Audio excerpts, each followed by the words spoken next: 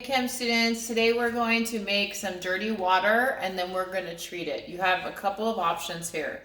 You can either go just down to the nearest river, creek, lake, and just get a gallon jug from like an old milk container, clean it with soap and water, then just take it down and just like submerge it and get a bunch of dirty water that way. Or you can make it. And so I'm going to show you how to make it at home.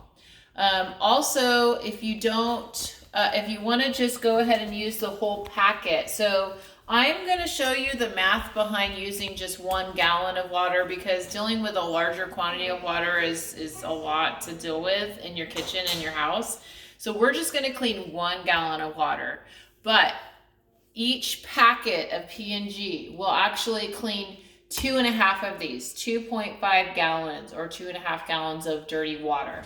So you have a couple options here. You can either use like a hardware store big bucket, like the Ace buckets that are 5 gallons, or like the 5 gallon like Alhambra water jugs. That would be 5 gallon size. And so then you would need half of those for each whole packet.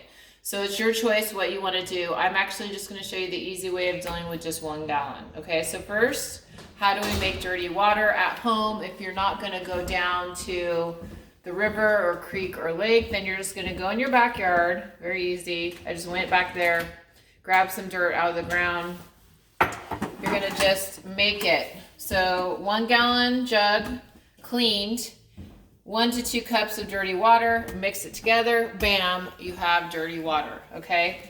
I actually use the spinach containers. You know, if you guys get those spinach things from Safeway or anything like that, that's a gallon in size, and this actually will help you see the water flocculate easily. So I'm choosing to use that as well when I mix everything together. So all you do is just go ahead and take that dirt, put it in, then add your water.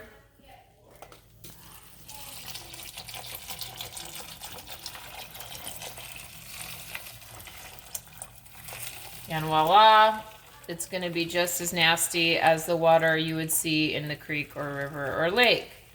Do not want to drink that, right? Gross. And I've even got some floaties in there.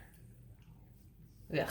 So I just pulled it out of the ground. So that's my dirty water. What I am going to do is I am going to get rid of the top bark layer and just pour it back in because that would be something that you wouldn't want to pick up. And because I did this in the backyard, I'm just going to go ahead and do this like sort of thing here. So I'm going to pause the video, and in a minute you guys are just going to see a gallon full of some brown dirty water. But that's how you're going to make it, okay? Just make some dirty water.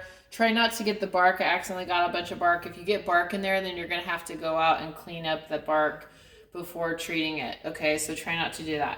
Okay, so we'll start cleaning it in a minute. I'm also going to show you some math. Let's pause it right here, and I'll come back with you with the brown container of water.